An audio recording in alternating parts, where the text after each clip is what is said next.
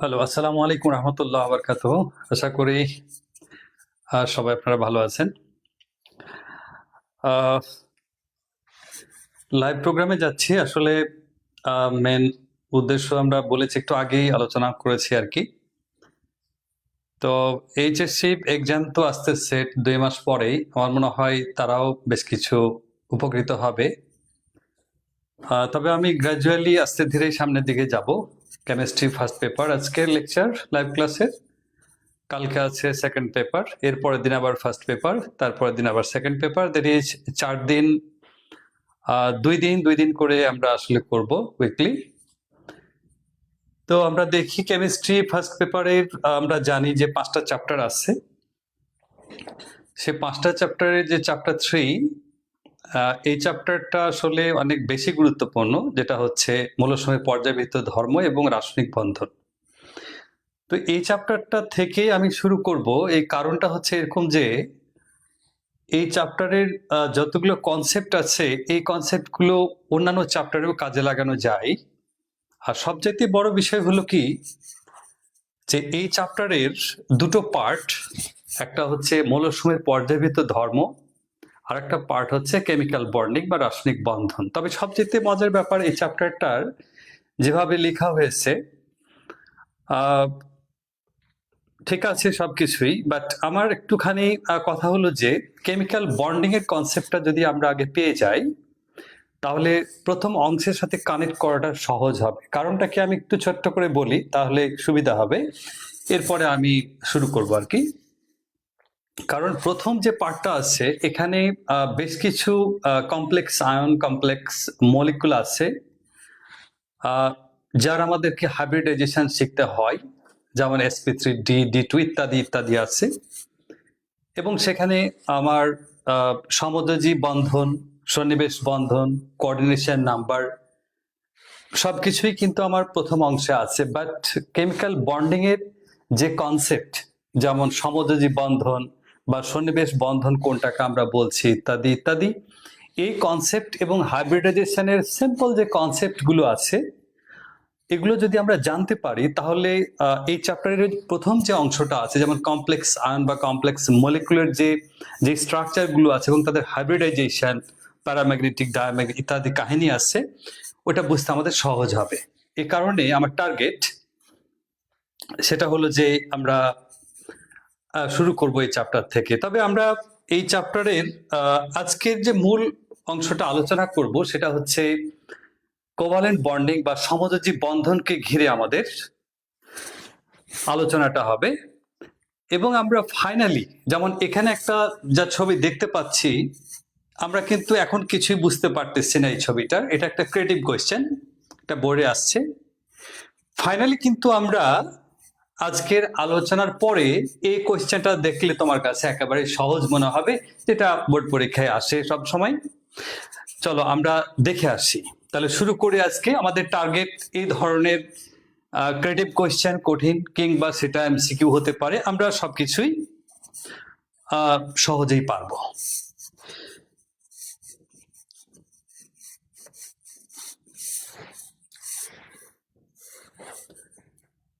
তোমরা যদি ভালো মতো দেখতে পাও, একটু আমাকে জানালে সুবিধা হবে।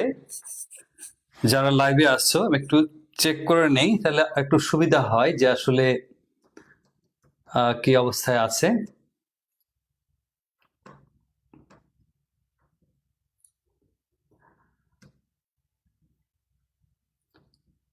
যারা লাইভে দেখতেছেন আপনারা বা দেখতেছে স্টুডেন্টরা, আমার একটু লিখলে সুবিধা হবে যে তোমরা দেখতে পাচ্ছ সঠিকভাবে, তাহলে আমার জন্য একটু সুবিধা হয় আসলে। ওকে, তো আমরা একটু সামনের দিকে যাই। তো যে কথাটা বলতেছিলাম আর কি, সেখানে যাচ্ছি। তাহলে এই তো হচ্ছে চ্যাপ্টার আমাদের, এটা চ্যাপ্টার 3, মৌলসমূহের পর্যায়বৃত্ত ধর্ম এবং রাসায়নিক বন্ধন। আসলে বইয়ে সবকিছু লেখা আছে, এটা নতুন কিছুই না, সবকিছুই দেয়া আছে। বাট আমি যেহেতু ঢাকা সিটি কলেজে 20 বছর চাকরি করেছি সেখানে, এবং আমার এক্সপিরিয়েন্স গুলো শেয়ার করেছি, আমি চেষ্টা করি আমার মানে প্যাটার্ন গুলো বা আমার যে অ্যাপ্রোচ গুলো তোমাদের কাছে সহজ যদি লাগে সেটাই বেটার। আমরা যাচ্ছি একটুখানি। তো এক্ষেত্রে আয়নিক বন্ধনের যে বিষয়টা আছে, প্রথমে আয়নিক বন্ধনের দিয়ে আমার ইউটিউবে বেশ কিছু লেকচার আছে, সেটাও দেখতে পারো। মোর ওভার 9-10 যে কনসেপ্ট আছে আয়নিক বন্ধনের, সেখানে আয়নিক বন্ধনটা বেশ ভালো করেই দেওয়া আছে, বাট এরপরে সমযোজী বন্ধনের অল্প কিছু এক্সপ্লেনেশন আছে ওখানে, বাট নট ডিটেলস। তো আমরা এ কারণে এখানে চলে যাচ্ছি। সমযোজী বন্ধনের যে কনসেপ্টটা আমরা খুব সহজভাবেই চিন্তা করতে পারি। এখানে লেখা আছে যেমন হাইড্রোজেন সমযোজী বন্ধনটা হচ্ছে, ফার্স্ট অফ অল আমরা কেমিক্যাল বন্ডিং এর ক্লাসিফিকেশনটা বুঝে আসি। রাসায়নিক বন্ধন কিন্তু আসলে ক্লাসিফিকেশনটাকে করা হয়েছে দুই ভাবে, একটা হচ্ছে সবল এবং দুর্বল বন্ধন। স্ট্রং বন্ডিং যেটা আছে সেখানে আমার আয়নিক বন্ধন, সমযোজী বন্ধন আছে, সন্নিবেশ বন্ধন আর ধাতব বন্ধন আছে। আর দুর্বল বন্ধনের মধ্যে আমার হাইড্রোজেন বন্ধন আর ভ্যান ডার ওয়ালস বল। তাহলে এগুলোকে নিয়েই কিন্তু আসলে আমাদেরকে আলোচনা করতে হবে। সমযোজী বন্ধন সবাই আমরা জানি, 9-10 যে কনসেপ্ট ছিল ওই একই কনসেপ্ট বলতে গেলে, তবে এখানে ডেফিনেশন হয়তো আমরা একটা অংশ আগের সাথে মেলাতে পারবো, বাট পরের যতগুলো কাহিনী আছে কোভালেন্ট বন্ডকে ঘিরে এই ইন্টারমিডিয়েট লেভেলে, সেটা ব্যাপক। ব্যাপক বলতে আমি বোঝাচ্ছি এখানে বিভিন্ন ধরনের হাইব্রিডাইজেশনের কাহিনী আছে, সংকরণের কাহিনী আছে। শুধু তাই না, এক্ষেত্রে আরো ব্যাপকতা হচ্ছে এরকম, প্রথম অংশ যেটা আছে মৌলসমূহের পর্যায়বৃত্ত ধর্ম, সেখানেও আমার সমযোজী বন্ধনের ব্যাপক আলোচনা আছে। তো আমাকে একটু একটু করে সামনে যেতে হবে। আমাদের টার্গেট একদিনে সবকিছু না, আমরা গ্র্যাজুয়ালি একটু একটু করে সবকিছু বোঝার চেষ্টা করব। সমযোজী বন্ধন আমরা জানি, কোনো একটা মলিকুল যখন তৈরি হয় সেক্ষেত্রে যে পরমাণুগুলো থাকে ওরা প্রত্যেকেই সমান সমান সমান সংখ্যক ইলেকট্রন শেয়ার করে। এই কনসেপ্ট আমাদের কাছে পুরাতন, আমরা জানি। তারপর আমি দেখাতে চাই এখানে, যেমন প্রত্যেকটা হাইড্রোজেন তার একটা করে ইলেকট্রন আছে, হাইড্রোজেন অনেক গরিব, একটা ইলেকট্রন নিয়েই তার ঘর বাড়ি। আর একটা হাইড্রোজেন পরমাণু, তারও একটা ইলেকট্রন, এরা রাস্তা রাস্তা ঘুরে বেড়াচ্ছে। এদের কথা হলো যে আমরা কি এভাবেই থাকবো না কি করব আমরা? আসলে সবাই চাই শান্তি। এই পৃথিবীর মানুষ সবাই যেমন শান্তি চায়, হ্যাপিনেস খুঁজে বেড়ায়, পরমাণু অণু সবাই কিন্তু এরকম ভাবে হ্যাপিনেস খুঁজে বেড়ায়। আমার হ্যাপিনেস যেরকম হবে আরেকজনের কিন্তু হ্যাপিনেস একই রকম না, এক একজনের এক এক রকম চাহিদা, ডিফারেন্ট ডিফারেন্ট। আবার এখানেও তাই, এই মলিকুল গুলার মধ্যে হ্যাপিনেসের কাহিনী আবার মিল আসছে অনেকটা। যেমন যদি হাইড্রোজেনের কথা চিন্তা করি, সে একটা ইলেকট্রন নিয়ে ঘুরে বেড়ায়, তার জীবন সংসার এভাবে চলে। যখন আরেকটা হাইড্রোজেন পরমাণুর সাথে তার দেখা হয়, ওর ইলেকট্রন বলে যে ভাই আমরা দুইজন আসো একসাথে মিলে যাই, কারণ আমরা শুনেছি নাকি দুটো ইলেকট্রন একসাথে হলে নাকি একটা ব্রিজ, একটা বন্ধন তৈরি হয়। ভালো কথা। এ কারণে এই যে ইন্টারেস্ট। এখন কোয়েশ্চেন হলো যে এই দুটো ইলেকট্রন একখানে একটা যে বন্ধন তৈরি করলো, সিগমা বন্ধন তৈরি করলো, একটা সিঙ্গেল বন্ড তৈরি করছে, এতে করে তার শান্তি আছে কিনা? এদের শান্তি, এই পরমাণু এই অণুর শান্তি হচ্ছে এরকম, নিষ্ক্রিয় মৌল যারা আছে তাদের ইলেকট্রন বিন্যাস লাভের আশায় তারা ছুটে। তারা মনে করে যে নিষ্ক্রিয় মৌলের ইলেকট্রন বিন্যাস লাভ করলেই বুঝি আমার শান্তি। আমরা হয়তো চিন্তা করছি একটা বাড়ি, একটা গাড়ি, এগুলি হলেই আমার হয়তো শান্তি। ব্যাপারটা এরকম, এদের ক্ষেত্রে একটু ডিফারেন্ট। যেমন হিলিয়ামের মতো সে আচরণ করে ফেলেছে দুটো ইলেকট্রন, এই দুটো ইলেকট্রন দুটো পরমাণুই তখন শেয়ার করে। আমি বলছিলাম এই রিলস বা ইউটিউবের মধ্যে আগে যেগুলো আপলোড করা হয়েছে, যে দুই বন্ধু তারা চিটাগাঙে চিংড়ি মাছের ব্যবসা বাণিজ্য করতে চায়। এখন কথা হলো যে লাগবে 10 লাখ টাকা। তো দুই বন্ধু, একজনের কাছে 5 লাখ, আরেকজনের কাছে 5 লাখ টাকা আসছে। তো ওরা তো আলাদাভাবে বিজনেস করতে পারে না। তখন কি করলো তারা? দুই বন্ধু একখানে হয়ে 10 লাখ টাকা একখানে হলো, হয়ে তারা বিজনেস করলো, সমানভাবে শেয়ার করছে। একজন 5 লাখ, আরেকজন 5 লাখই দিবে, একজন 3 লাখ হলে আরেকজন 3 লাখই দিবে। এভাবে তারা বিজনেসটা রান করতে পারছে। ব্যাপারটা এরকম। তো সমযোজী বন্ধনের ব্যাপারটা এই, যেমন আমরা এখানে দেখি হাইড্রোজেনে একটা ইলেকট্রন ওর একটা দিয়েছে, ফাইনালি কি হয়েছে আমরা দেখতে পাচ্ছি এই হাইড্রোজেন যেমন দুটো ইলেকট্রন ফিল করছে, বাকি পরমাণু হাইড্রোজেনও দুটো ইলেকট্রন ফিল করছে, সমানভাবে শেয়ার করেছে। আবার যদি আমরা চিন্তা করি অক্সিজেনের ক্ষেত্রে একই কাহিনী, চিন্তা করতে হবে আমাদেরকে বাইরের শক্তি স্তরে মোট কয়টা ইলেকট্রন আসছে, আমরা সবাই জানি অক্সিজেনের বাইরের শক্তি স্তরে ইলেকট্রন আছে মোট 6টা। তো এই 6টা আছে, আরেকটা অক্সিজেনের পরমাণু ঠিক একই রকম 6টা ইলেকট্রন আসছে। এখন এরা দুটো করে ইলেকট্রন শেয়ার করছে, এই যে আমরা দেখতে পাচ্ছি এই অক্সিজেন পরমাণু দুটো ইলেকট্রন, বাকি অক্সিজেন পরমাণু দুটো ইলেকট্রন শেয়ার করছে। এভাবে ডাবল বন্ড তৈরি করেছে মাঝখানে। যদি কোয়েশ্চেন করা হয় তাতে করে তারা কি হ্যাপি? ডেফিনেটলি হ্যাপি, কারণ তারা নিষ্ক্রিয় মোলের ইলেকট্রন যে কাঠামো আছে এটা তারা লাভ করছে। দেখি আমরা কিভাবে, দুটো যে ডাবল বন্ড আছে প্রত্যেকটা বন্ধনে দুটো ইলেকট্রন, তাহলে মোট এখানে ইলেকট্রন আছে কয়টা? দুইটা করে 4টা। নিজের কাছে মুক্ত অবস্থায় ইলেকট্রন রয়ে গেছিল 4টা, বন্ধন থেকে পাচ্ছে 4টা, মোট ইলেকট্রন হয়ে গেল তার 8টা, অষ্টক লাভ করেছে। সিমিলারলি বাকি অক্সিজেন। আমরা যদি নাইট্রোজেনের কথা চিন্তা করি একই ঘটনা ঘটছে। তাহলে আমরা বুঝতে পারলাম যে আসলে সমযোজী বন্ধনটা, কোভালেন্ট বন্ডিংটা হতে পারে সিঙ্গেল বন্ডের ক্ষেত্রে, হতে পারে ডাবল বন্ডের ক্ষেত্রে, হতে পারে ট্রিপল বন্ডের ক্ষেত্রে। এই যে আমরা ছোট ছোট কিন্তু মেসেজ গ্যাদার করতেছি, আমাদের মূল টার্গেট কিন্তু অনেক বড়, সামনের দিকে আমরা যাব।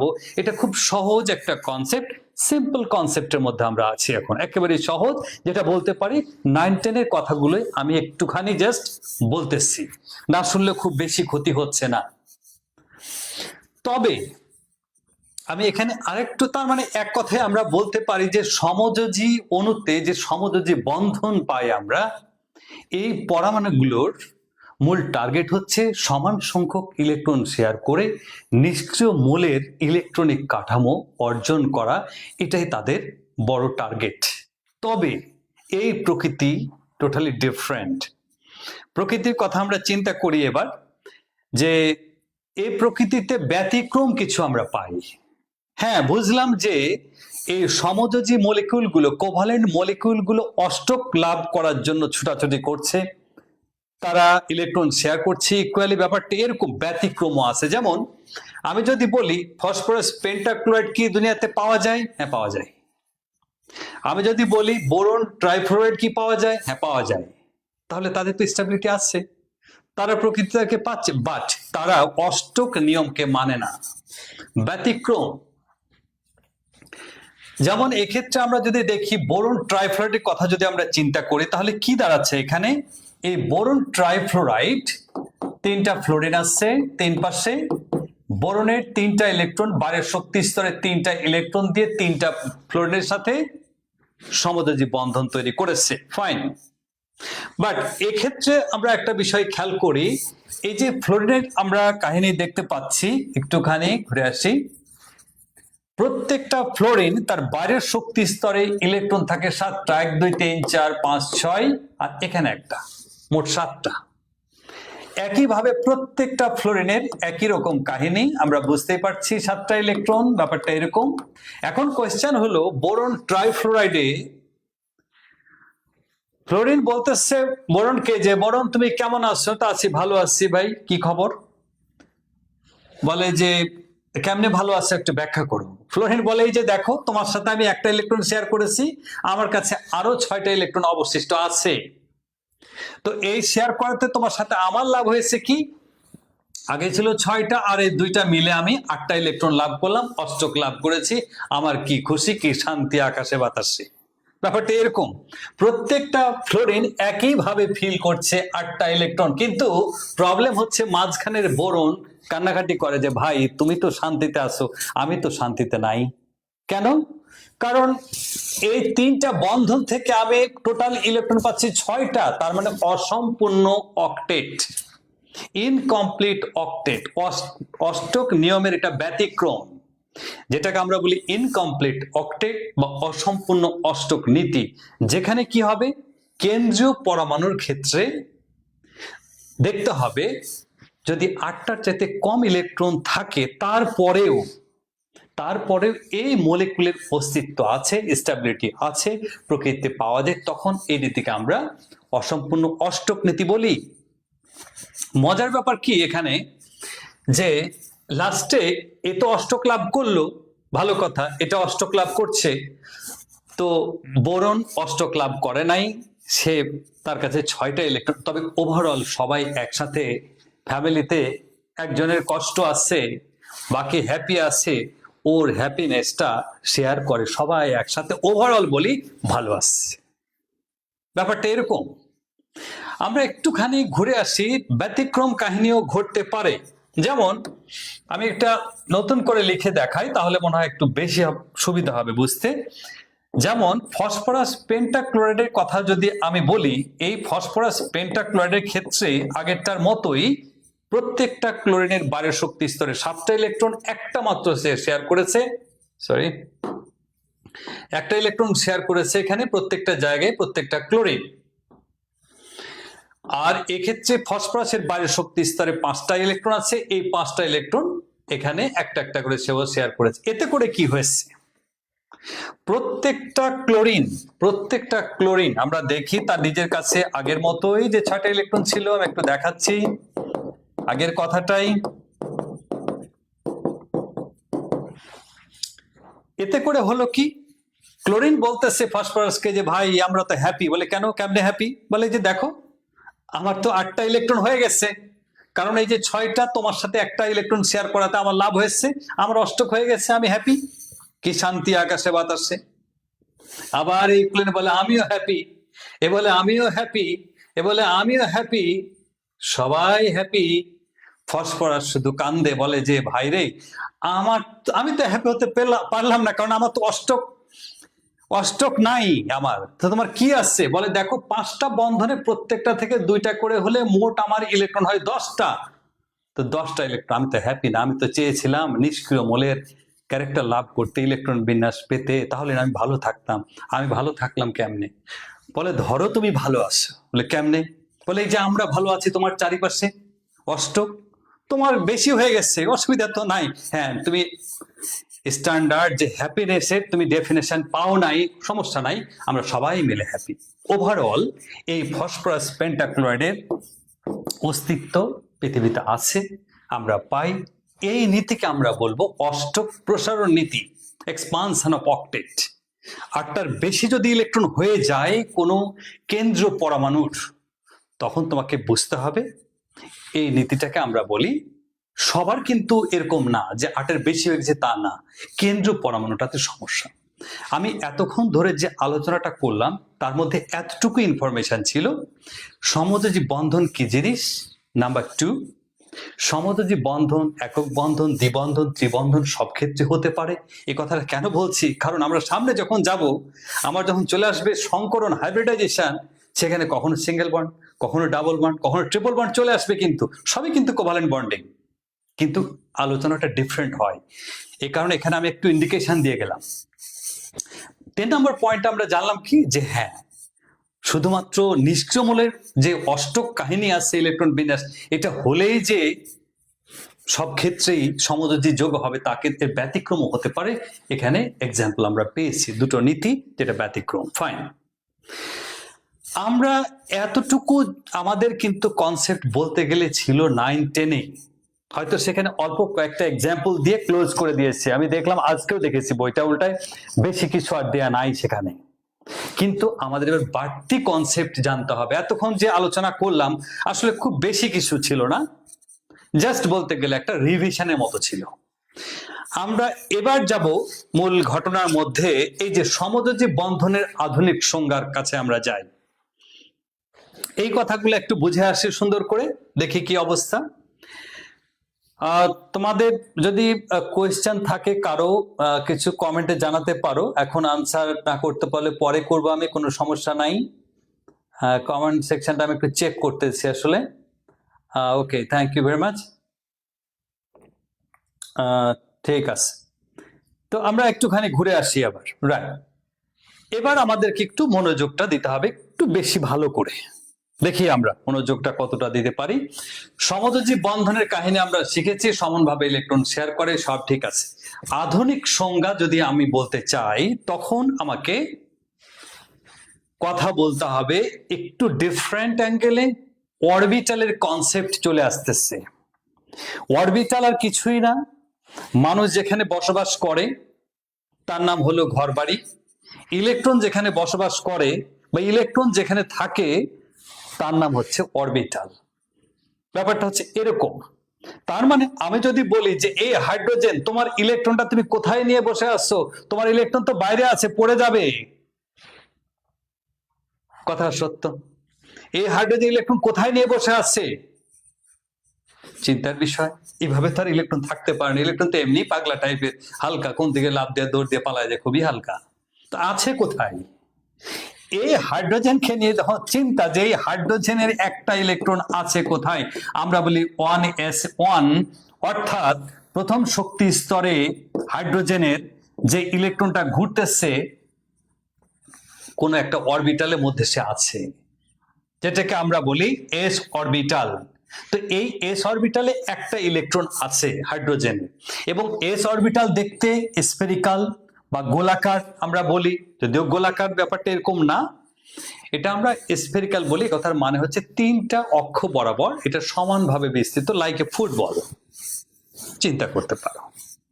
তার ভিতরে ইলেকট্রনটা আছে। এখন এই অরবিটালে যে ইলেকট্রন আছে, সে যখন আরেকটা হাইড্রোজেনের মধ্যেও একটা ইলেকট্রন আছে, এটাও একটা আমি বললাম অরবিটাল মানে ইলেকট্রনের ঘর বাড়ি। ইলেকট্রনকে তো বাইরে ফেলে রাখলে হবে না, তো বাইরে ঘুমালে তো চলবে না, তো ঘর বাড়ির ভিতরে ঘুমাবে, ব্যাপারটা এরকম। এখন এই দুটো হাইড্রোজেন পরমাণু যখন এই অরবিটাল একই অক্ষ বরাবর একটার সাথে আরেকটা মুখামুখি, যখন একটার সাথে আরেকটা মিলে যায়, তখন কিন্তু অরবিটালের সাথে অরবিটালের অধিক্রমণের গল্প চলে আসছে। এই কনসেপ্ট 9-10-এ ছিল না। এই কনসেপ্ট এখানে নতুন, ফলে আমি আস্তে ধীরে সামনের দিকে যাই।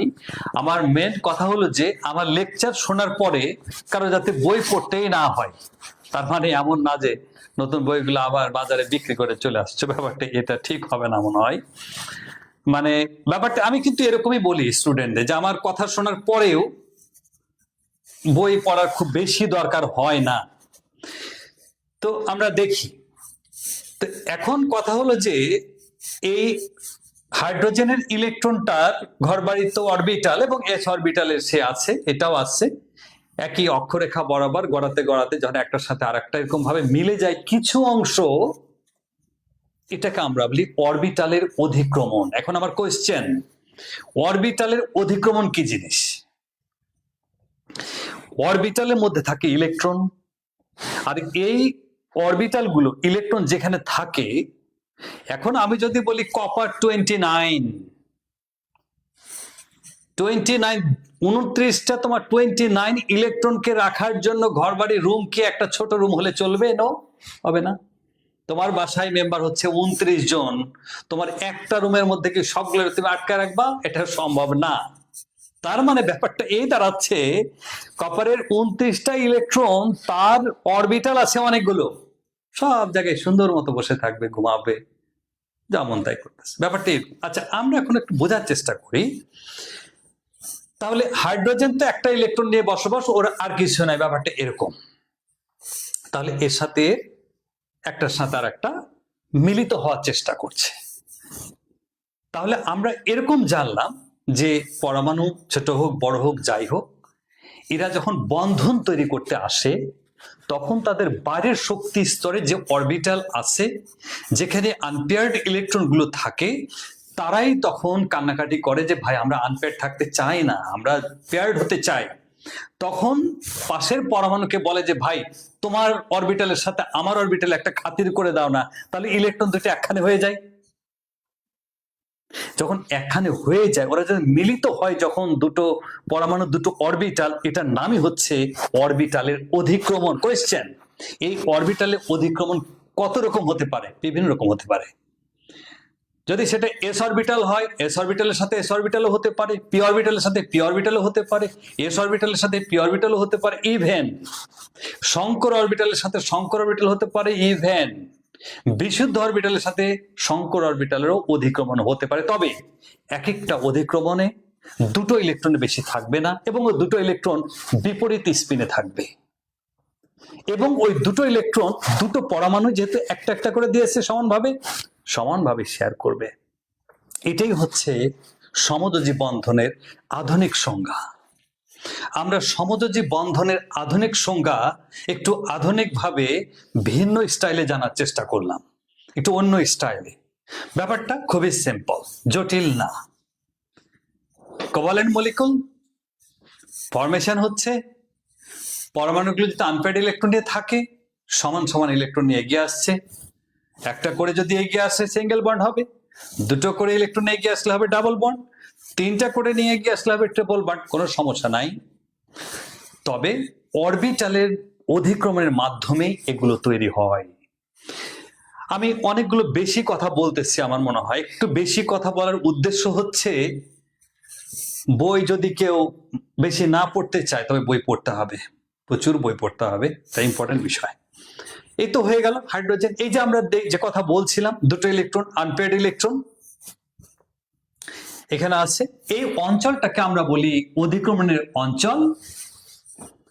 অঞ্চলটা হচ্ছে অধিক্রমণের অঞ্চল আর এই প্রক্রিয়াটাই হচ্ছে অধিক্রমণ বা ওভারল্যাপিং।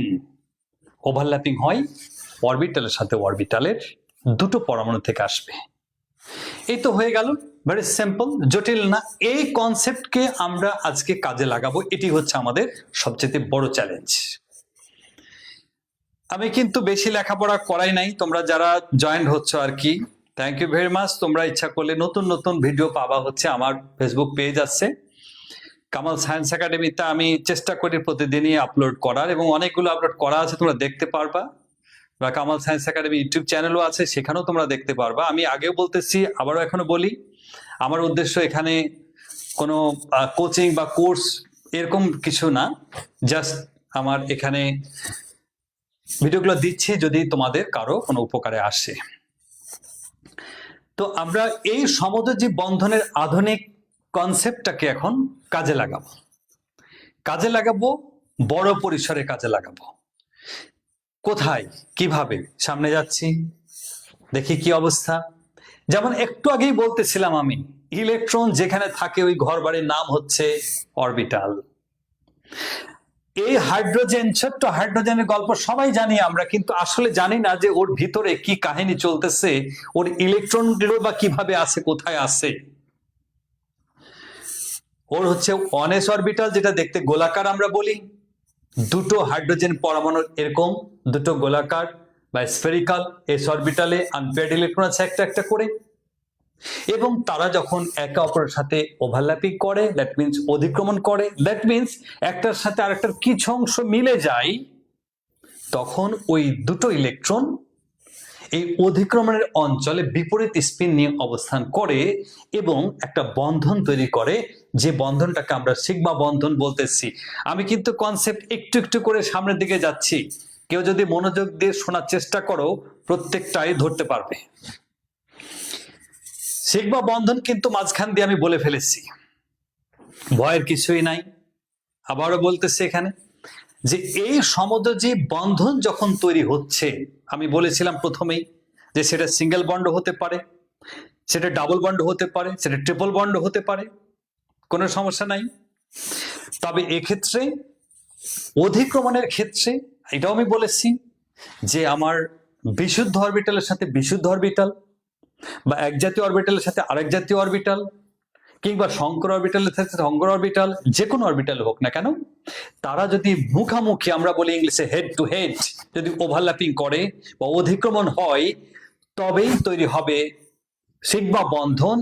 এটা কিন্তু অনেক স্ট্রং, ভালো মতো এটা ধরে থাকে ম্যাক্সিমাম যতটা সে পারে। এই যে যেহেতু আমরা দেখতেছি একই অক্ষ বরাবর গড়ায় আসছে এবং অধিক্রমণ হয়েছে, অতএব এটা সিগমা বন্ধন ছাড়া অন্য কোনো রাস্তা নাই। আমি যদি এরকম বলি এক্ষেত্রে আমরা তাকাই হাইড্রোক্লোরিক অ্যাসিড ও হাইড্রোজেন ক্লোরাইড গ্যাস যদি চিন্তা করি, হাইড্রোজেনের আছে হলো এস অরবিটাল, যেটা হচ্ছে স্পেরিকাল আর গোলাকার আমরা বলি। আবার হচ্ছে ক্লোরিনের কোন অরবিটাল আছে, ডাম্বেল আকারের অরবিটাল আছে, যেখানে একটা ইলেকট্রন আনপেয়ার্ড অবস্থায় আছে। এই দুটো অরবিটাল যদি মুখামুখি অধিক্রমণ করে জাস্ট লাইক দ্যাট, এখানেও কিন্তু তৈরি করবে একটা সিগমা বন্ধন। সিগমা বন্ধন কোন ক্ষেত্রে তৈরি হচ্ছে সেটাও আমাদের একটু চিন্তার বিষয়। একটু মনোযোগ দিতে হবে, বেশি না, অল্প একটু মনোযোগ দিলেই হয়। সমযোজী বন্ধনের কথা আমি বলেছি, ডেফিনিশন দিয়েছি, 9-10 এর সাথে মিল ছিল। এখন আমরা বাড়তি একটু কথা অ্যাড করতেছি, সেটা হচ্ছে অধিক্রমণের কথা বললাম আমরা এখানে। তো এই জায়গায় আমরা খেয়াল করি যে সিগমা বন্ধনটা কোথায় তৈরি হচ্ছে। সিগমা বন্ধন যে কোনো ধরনের মুখামুখি অর হেড টু হেড যদি ওভারল্যাপিং হয়, অধিক্রমণ হয়, তবেই সেখানে সিগমা বন্ধন তৈরি করবে। মনে রাখবে অধিক্রমণ দুই টাইপের হতে পারে, একটা হচ্ছে হেড টু হেড আর একটা হচ্ছে সাইড বাই সাইড, মুখামুখি কিংবা পাশাপাশি। তখন কিন্তু বন্ধনের প্যাটার্ন গুলো একরকম থাকে না, একটু ডিফারেন্ট। সমযোজী বন্ধন কিন্তু ওভারঅল সব জায়গায়, বাট সিগমা পাই বন্ধনকে নিয়ে আমরা একটু গল্প ভিন্ন জায়গায় চলে গেছি। আমরা একটু দেখে আসি। যেমন এক্ষেত্রে বুঝলাম যে হাইড্রোজেন ক্লোরাইড গ্যাস ও হাইড্রোক্লোরিক অ্যাসিড তৈরি করতেছে এইভাবে, একটা এস অরবিটাল ছিল আর ক্লোরিন হচ্ছে আমার ডাম্বেল আকারের পি অরবিটাল। ফাইন। এখন আমরা একটু জানার চেষ্টা করি, আর একটুখানি সামনের দিকে যাচ্ছি আমরা। যেমন আমি যদি বলি যে অক্সিজেন মলিকুল O2 তৈরি করবে কি করে, এখানে যদি আমরা চিন্তা করি এই জায়গায় কিন্তু আমার আর আগের মতো হেড টু হেড ওভারল্যাপিং নাই, আর মুখামুখি অধিক্রমণ নাই। অক্সিজেন মলিকুলটা ডিফারেন্ট, এটার স্ট্রাকচার দেখলে আরো অনেক কিছুই তুমি জানতে পারবে, কনসেপ্টটা চেঞ্জ আসবে তোমার ভিতরে। কারণ 9-10 এগুলো ছিল না, ইন্টারমিডিয়েট সিলেবাসে প্রচুর লেখাপড়া, তবে ভয় পাওয়ার কিছু নাই, সিম্পল স্টেপ বাই স্টেপ আমরা সামনের দিকে যাচ্ছি। যেমন এই অক্সিজেনের যদি আমি এই স্ট্রাকচার চিন্তা করব পরে, ফার্স্ট অফ অল আগে অক্সিজেনকে ভেঙে নেই এইভাবে। তার বাইরের শক্তি স্তরে কয়টা ইলেকট্রন আছে আমরা জানি, 6টা ইলেকট্রন আছে, এটাও 9-10 এর কনসেপ্টে ছিল। বাড়তি কোন জায়গাটা আমাকে অ্যাড করতে হচ্ছে, এই অক্সিজেন, এই তো ইলেকট্রন বিন্যাস বুঝতেছি, ভালো কথা।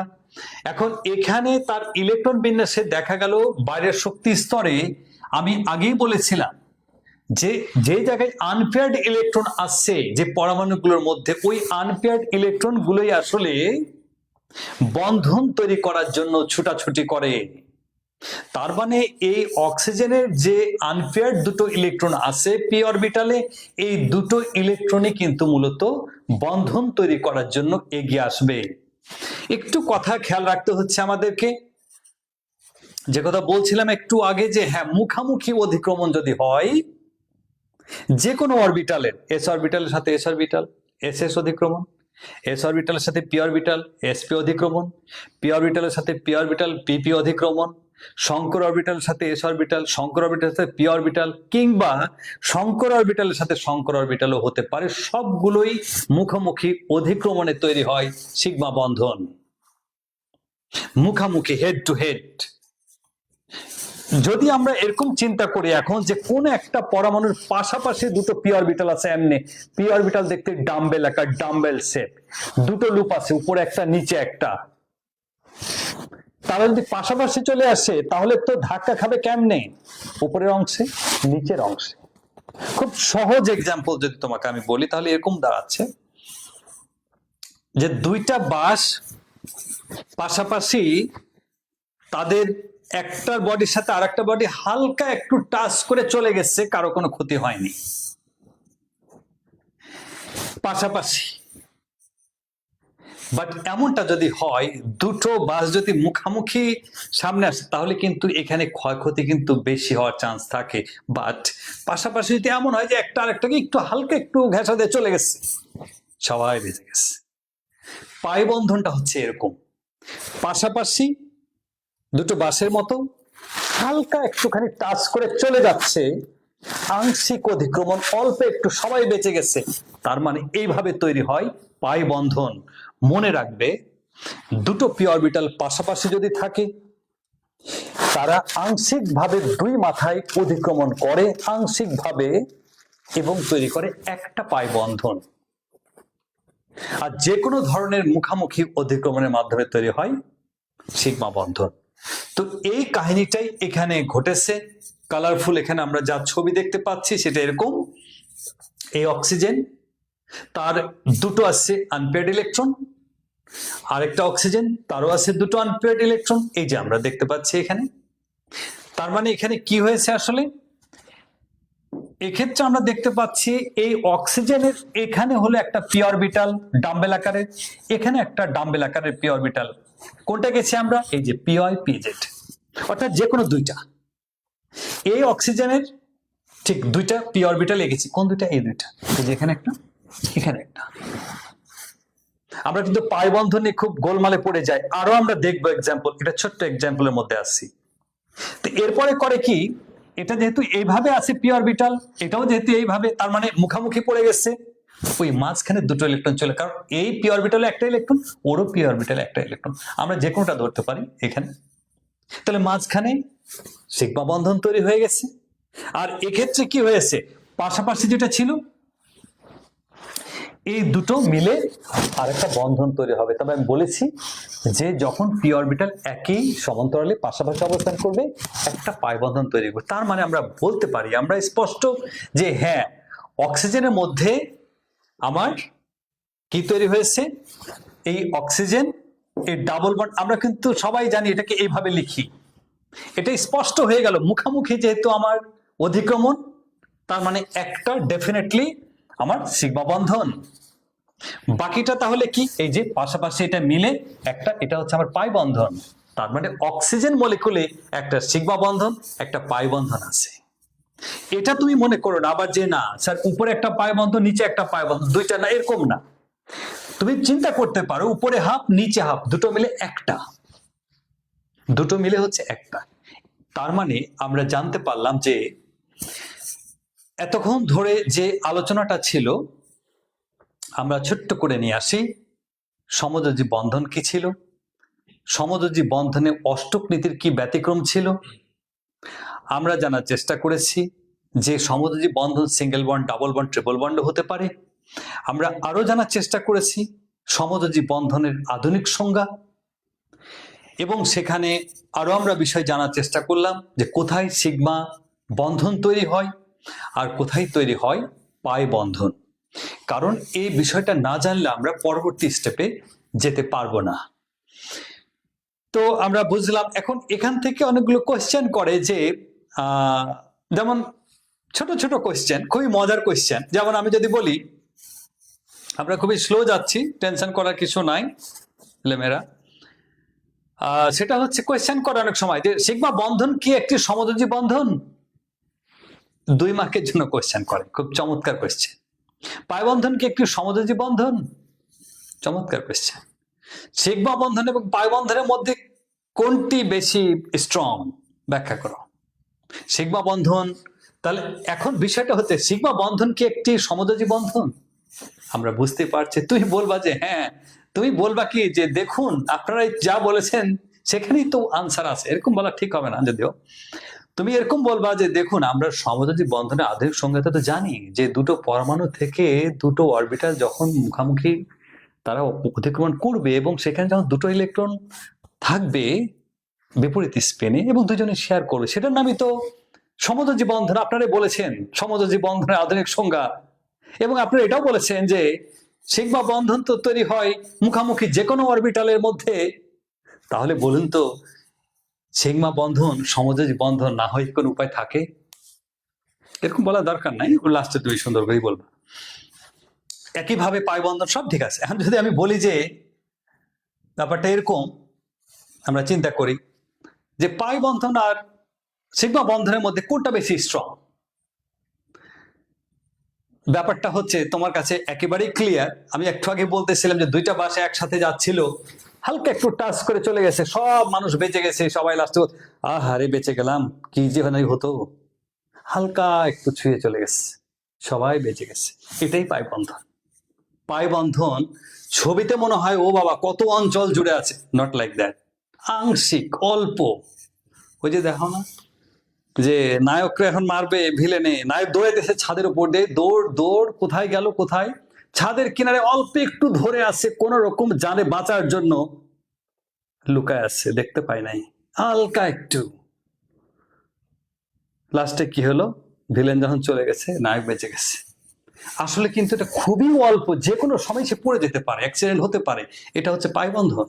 পাইবন্ধন খুবই দুর্বল, একটু ধাক্কা দিলে তোমাকে দিয়ে দেবে ইলেকট্রন, ওখানে মাইন্ড করে না। খুবই সিম্পল। কারণ কি আমি বলি, খুবই সহজ কথা আরো বললে, তুমি সামনের দিকে যাবা, যখন ইলেকট্রোফিলিক বিক্রিয়া ইত্যাদি ইত্যাদি পাবা আর কি, খুব মজার মজার কাহিনী আছে সেখানে, অর্গানিক কেমিস্ট্রি আছে, সেকেন্ড পেপারও মজার কাহিনী পাবা তুমি। সেখানে দেখবা যে পাইবন্ধন থাকলেই সে দাবি করে যে হ্যাঁ এই আমি ইলেকট্রন রিচ, ধনী। বলে কেমনে তুমি ধনী? বলে এই যে আমার পাইবন্ধন খুবই দুর্বল, ভেঙে যায়, তুমি কাছে আসলে ভেঙে তোমাকে দিয়ে দেবো ইলেকট্রন। বুঝো এতটাই দুর্বল। তো আমরা বোঝার চেষ্টা করলাম আর কি বিষয়টা। আমরা এবার একটুখানি সামনের দিকে যাই, সামনের দিকে যাই আর কি, দেখি কি আছে। আজকে একটা ঘটনাই মূলত আলোচনা করব, মাথায় চাপ নেওয়ার কিছু নাই। তোমাদের যদি প্রয়োজন মনে করো যে স্যার এই লেকচারটা আবার নিতে হবে, আমি সব সময় রেডি আছি, ভিন্ন অ্যাঙ্গেলে হয়তো লেকচার পাবা, কোনো সমস্যা নাই। দেখা গেলো আর একটা অ্যাঙ্গেল থেকে লেকচার দিচ্ছি, তাহলে এখন যেরকম মুড আছে তো মুড অন্যরকম থাকতে পারে, ব্যাপারটা এরকম। ফলে তুমি যদি কমেন্টে বলো যে স্যার লেকচারটা অন্যভাবে একটু দেন, অন্য রকমে, তাও হতে পারে। কারণ এক এক সময় এক একটা অ্যাঙ্গেল আছে আমার কাছে, তো ওই অ্যাঙ্গেলটাই আমি আলোচনা করি, আসলে নতুন ধরা বাঁধা কিছু না আর কি। হ্যাঁ, তো এখন আমার কথা হলো যে অডিয়েন্স যদি সামনে ডাইরেক্ট থাকে কোশ্চেনের একটা ডাইরেক্ট, যে স্যার এই জায়গাটাই আপনি আলোচনা করেন ভিন্ন অ্যাঙ্গেলে অন্যভাবে, তখন সেটা একটা বিষয়। আমি কমেন্ট কই আছে নাকি কিছু দেখে নিচ্ছি, তারপরও ওকে ফাইন, পরেও কমেন্ট করতে পারো, সেটা নিয়েও আলোচনা করব, কোনো সমস্যা নাই। আচ্ছা, যে কথা বলছিলাম আর কি, সেখানেই চলে যাচ্ছে আবার। এখন আমার মেন টার্গেটে আমি চলে যাচ্ছি, মূল কথাই চলে যাই। এখন কোয়েশ্চেন হতে পারে স্যার তাহলে আগের কথাগুলো আপনার কি ছিল, মূল কথা কি বাইরে? এরকম না, সব কথাই মূল কথা। তবে এবার হচ্ছে তোমার 9-10 এর কনসেপ্টের পুরো বাইরে। যেমন এখানে সিগমা বন্ধন পাই বন্ধনের যে কনসেপ্টটা সম্পূর্ণ কিন্তু আমার আলাদা কনসেপ্ট, তাই তো? এখন এটাকে কাজে লাগাবো আমি আজকে, যেটা কাজে লাগাবো একটা পয়েন্টে আজকে আলোচনা করব। একটু সামান্য কঠিন লাগতে পারে, কঠিন লাগার কোনো কারণ নাই, কারণ আমি অন্যভাবে আলোচনা করি। ছবিটা এঁকে রেখেছি কারণ আমার সময় বাঁচবে, তোমাদেরও সুবিধা হবে, বোরিং হবে না, এ কারণে। এছাড়া আমি লিখেও দেখানো যেতে পারে, সময় বেশি চলে যাবে আর কি। তো ব্যাপার না, লাইভ ক্লাসে সময় বেশি যেতেও পারে। আচ্ছা, যে কথা বলছিলাম, এবার আমরা একটা কনসেপ্টে যাব, যে মূল টার্গেট খেয়াল করো, সব ভুলে যাও, আগের কথা সব ভুলে যাও, নতুন করে আবার আসি আমরা। সিগমা বন্ধন আর পাই বন্ধন আমরা শিখেছি, ভালো কথা। এই দুটো জিনিসকে আমরা কাজে লাগাবো, এবং আরেকটা জিনিসকে কাজে লাগাবো, সেটাও বলতেছি। যেমন নতুন কথা হলো এরকম, যদি তোমাকে আমি বলি, ছবিটা আমি এঁকেই দেখাই, তাহলে আমার অনেক বুঝতে সুবিধা হবে। Okay fine. আমি যদি তোমাকে বলি যে এই মিথেন, যদি কোয়েশ্চেন করা হয় যে বাবারে বলো তো এই মিথেনে কয়টা সিগমা বন্ধন আসছে, এখন সবচেয়ে বড় কথা হলো যদি সিঙ্গেল বন্ড থাকে, অলওয়েজ সেটা সিগমা বন্ধন, স্ট্রং। আগে তো স্ট্রং হতে হবে, তাকে ধরে রাখতে হবে, সিগমা বন্ধন স্ট্রং। এর পরে না বাকি যেগুলো বন্ধন আসবে সেগুলো না হয় আমার পাই বন্ধন। আগে তো তোমার ফ্যামিলি চালানোর জন্য টাকা পয়সা রাখতে হবে, এরপরে যখন বেশি হবে তখন তুমি দান করা শুরু করলা, যে বাবারে কার কি লাগবে নিয়ে যাও, আমার ভালো লাগে না, টাকা পয়সা লাগবে না, আমার যা আছে এতটুকু নিয়ে আমি ভালো আছি। তার মানে দুটো পরমাণুর মাঝে একটা বন্ধন আসা মানে অলওয়েজ সেটা স্ট্রং অ্যান্ড সিগমা বন্ড। বাকি কেউ আসলে পাই বন্ড। এই কথাটা আমরা একটু বোঝার চেষ্টা করলাম। মিথেনে 4টা বন্ধন আছে, সবাই সিগমা বন্ধন এখানে, ভালো কথা। তবে মিথেনকে নিয়ে লোকজনে পড়ে গেছে আরেক বিপদে। বিপদ যেখানে আছে সেখান থেকে তৈরি হয় বিজ্ঞান, সায়েন্স।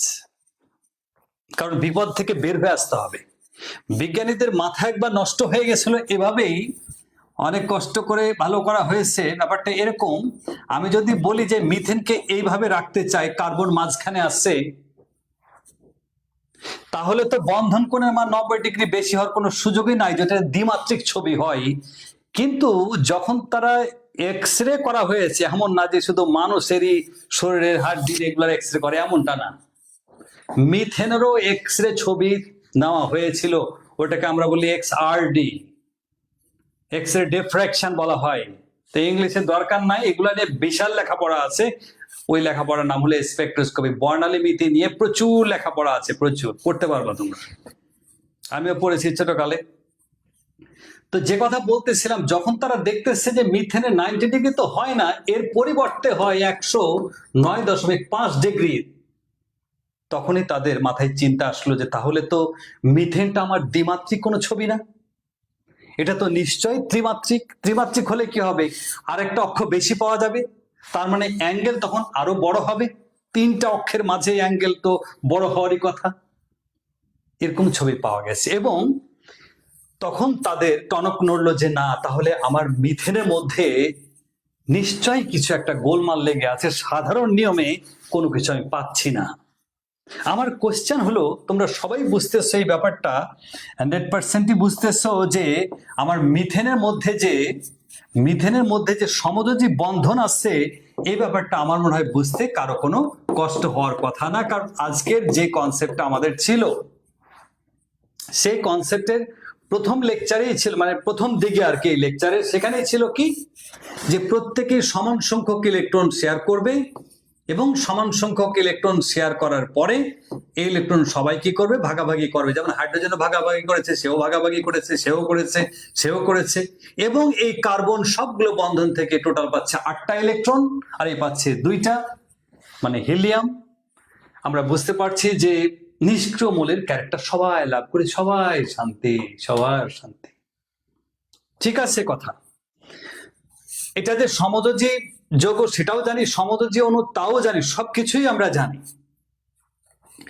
এখন এর ভিতরে যে কাহিনী, তোমাকে যদি আমি বলি যে এই কার্বনের 4টা ইলেকট্রন, কোন 4টা ইলেকট্রন হাইড্রোজেনের সাথে শেয়ার করেছে বলো তো দেখি এবার। এই যে আমি ক্রস দিয়ে দিলাম, দেখো লেখাপড়া কিন্তু খুব সহজেই শেখা যাবে, একটু খালি যদি কেউ মনোযোগ দিতে পারে, বই পড়ার কোনো প্রয়োজনই পড়বে না, আমি এটা মনে করি। জাস্ট আমি একটা একটা করে কথা বলতেছি। এই কার্বনের 4টা ইলেকট্রন, এই কোন 4টা ইলেকট্রন, এই যে কার্বন এই অবস্থায় আছে, এটাকে আমরা বলি স্বাভাবিক অবস্থা, ইংলিশে বলে গ্রাউন্ড স্টেট। নর্মাল তার ইলেকট্রন বিন্যাস, তার ইলেকট্রন ছিল কয়টা, 6টা, এই যে 2 4 5 6। মনে রাখবে সবসময় যে কোনো পরমাণুর ভিতরের শক্তি স্তর থেকে তোমাকে ইলেকট্রন দিবে না।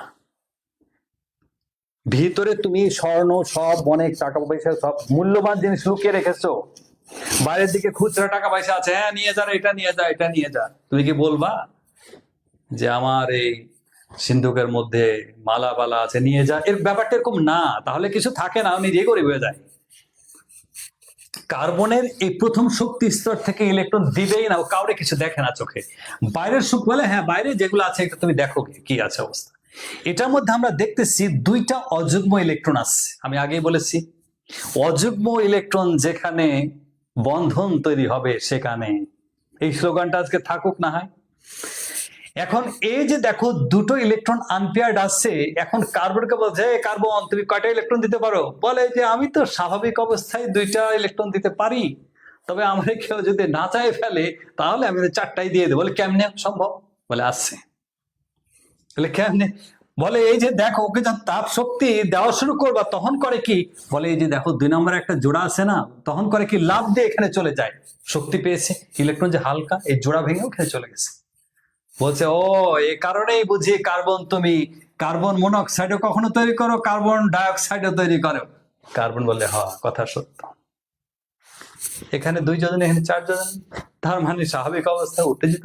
ব্যাপারটা কিন্তু একেবারেই ক্লিয়ার, কোনো ঝামেলা নাই, কিন্তু একেবারে ক্লিয়ার।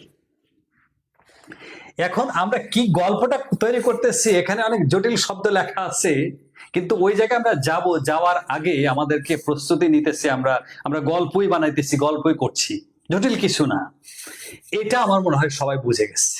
স্বাভাবিক অবস্থা, উত্তেজিত অবস্থা, খুবই সহজ কথা। এখন যদি এমন হয় যে তুমি স্বাভাবিক অবস্থায় বসে লেখাপড়া করতেছো, হঠাৎ করে রুমের মধ্যে দেখা গেল যে কোন দিক থেকে কি জানি শব্দ, হইচই বা ইত্যাদি গোলমাল লেগে গেছে, তাই না? তখন তোমার অবস্থাটা স্বাভাবিক থাকবে না। তখন তোমার স্বাভাবিক অবস্থা যে কি ব্যাপার, কি এত হইচই, এত শব্দ, কিসের শব্দ, কিছু হলো কিনা এখানে, ওইদিকে মনোযোগটা চলে যাচ্ছে, উত্তেজিত অবস্থা। বা এরকম হতে পারে যে হ্যাঁ, কিছু একটা আক্রমণ হলো, তুমি পালানোর চেষ্টা করতেছো দৌড় দিয়ে কোনো দিকে বাঁচার জন্য, সেটা তোমার উত্তেজিত অবস্থা, নর্মাল অবস্থা না। প্রত্যেকটা পরমাণুরই এরকম কাহিনী আছে। তবে এরকম হতে পারে যদি তুমি বলো যে স্যার এর কাছে না হয় দুইটা ইলেকট্রন আছে, যদি নাইট্রোজেন চিন্তা করেন আপনি, তাহলে তো ওখানেও একটা ইলেকট্রন থাকবে। তখন যদি আমি নাইট্রোজেনকে তাপ দেই, তখন কি ইলেকট্রন আপনার রুমের মধ্যে গিয়ে পড়বে? জায়গা তো নাই, খালি তো অরবিটাল নাই, কই যাবে সে? তখন তাকে উত্তেজিত করার দরকারই নাই, তখন তাকে উত্তেজিত আমরা করব না। যদি সবার কাছে থাকে বাদ। এইভাবে চিন্তা করতে হবে, এভাবেই সে বিভিন্ন মলিকুল তৈরি করে। আমি এখনো কিন্তু কোথায় যে যাচ্ছি এখনো কিন্তু কিছু বলি নাই, জাস্ট স্টেপ বাই স্টেপ বোঝার চেষ্টা করছি কিছু গল্প। এখান থেকে আমি কোয়েশ্চেন করতে পারি যে কার্বনের কখন যোজনী 2 এবং কখন যোজনী 4, প্রত্যেকটা ধাপে ধাপে অনেক কোয়েশ্চেন রয়ে গেছে, লুকিয়ে আসছে, সেটাও কিন্তু একটা লেখাপড়া। এখন আমার কথা হলো যে উত্তেজিত অবস্থাটাকে আমরা এবার মার্ক করতেছি। কার্বনের উত্তেজিত অবস্থাটার দিকে তাকাই যে ঠিক আছে, কার্বনের এই 4টা ইলেকট্রন আছে অযুগ্ম, তাহলে সে কি করবে? 4টা বন্ধন তৈরি করবে। স্পষ্ট আমরা দেখলাম 4টা বন্ধন তৈরি করেছে, মিথেন তৈরি হয়েছে, খুবই সুন্দর কথা। কিন্তু আমার একটা নতুন কোয়েশ্চেন হলো যে এই 4টা যে ইলেকট্রন আছে, 4টা অরবিটালের কাছে, আমি আবারও বলি, ইলেকট্রন যেখানে থাকে, বসবাস করে, ওই জায়গার নাম হচ্ছে অরবিটাল। একটা এস অরবিটাল, একটা পিএক্স, পিওয়াই, পিজে, 4 ধরনের অরবিটাল। আমি তো কোয়েশ্চেন করি যে বলতো এই 4টা যে ইলেকট্রন আছে, এই যে লাল দাগ ক্রস চিহ্ন, এই 4টা ইলেকট্রন কোন ইলেকট্রন থেকে, মানে কোন অরবিটাল থেকে কোনটা আসছে? তুমি তো বলো স্যার এস অরবিটাল এটা, পিএক্স অরবিটাল এটা, পিওয়াই হচ্ছে এটা, পিজেড হলো এটা। আরেকজন বলবে কি, উল্টা কথা বলতে পারে যে স্যার পিজেডই হলো এটা, তার মানে তো কথা ঠিক থাকলো না, কথা নিজের মধ্যে নিজে প্যাসে পড়ে গেছে এবার। কারণ এই 4টা ইলেকট্রন 4টা অরবিটালে কোন 4টা থেকে আসছে আমরা আর হিসাব করতে পারলাম না। তখনই এই বিজ্ঞানীদের চিন্তা করলো, তাই তো রে, ব্যাপারটা তো ঠিকই, এটা তো 90 ডিগ্রি হয়নি, 109.5 ডিগ্রি হয়েছে, তাহলে নিশ্চয়ই এখানে তো একটা গ্যাঞ্জাম লেগে গেছে। তাহলে কি করব? বাবা 4 মেয়ে, বাবা বাইরে থেকে আসছে, 4 মেয়ের 4টা ফল নিয়ে আসে, 4টা ফল 4টাই আলাদা আলাদা, মনে করো কলা, আম, তারপরে কি আছে, তারপরে মনে করো যে আপেল, কমলা, যাই হোক 4টা ফল, 4 রকমের। 4টা মেয়ে তো হাত পাতে দাঁড়ায় আছে যে বাবা দাও, ফল দাও। 4টা মেয়েকে যখন আলাদা আলাদা ভিন্ন ভিন্ন ফল দেয়, 4টা মেয়ে চিৎকার দিয়ে বলছে না আমি এটা নিব না, ও বলছে আমি এটা নিব না, আমি এটা নিব না, আমি সবগুলো ফলই খাবো। এটা কি করে সম্ভব? কমেন্টে জানাইতে হবে যে কেমনে সম্ভব এটা। বুদ্ধি আছে একটা, বুদ্ধিটা হলো এরকম যে 4টা ফলকে ব্লেন্ডারের মধ্যে দিলাম, মিক্সচার করলাম, 4 মেয়েকে বললাম যে বাবা 4টা ফলে যেহেতু খেতে চাইছো, পরে ছোট ছোট গ্লাসে অল্প অল্প করে সবাইকে দিয়ে দিয়েছে। বলে কেমন টেস্ট লাগে? বলে হ্যাঁ 4টা ফলেরই টেস্ট লাগে, ভালো লাগতেছে বাবা, থ্যাংক ইউ। চালাকি, এটার নামই হচ্ছে সংকরায়ন বা হাইব্রিডাইজেশন। তবে তুমি মিক্সচার করবা কাকে? ফল না এবার, কারণ কেমিস্ট্রির মধ্যে মলিকুল আবার ফল আসলো থেকে।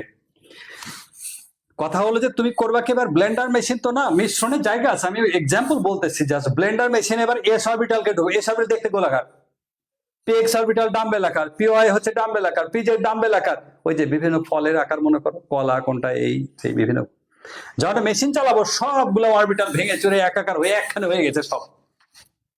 ও গোল আকারও না, ও ডাম্বেল আকারও না, তাহলে কোন আকার? একটাই আকার হয়, সবগুলো একখানে হয়ে গেছে, একটাই হওয়ার কথা, ওই একটাই হয়। এটার নামই সংকর অরবিটাল। সংকর অরবিটাল হচ্ছে কোন পরমাণুর বাইরের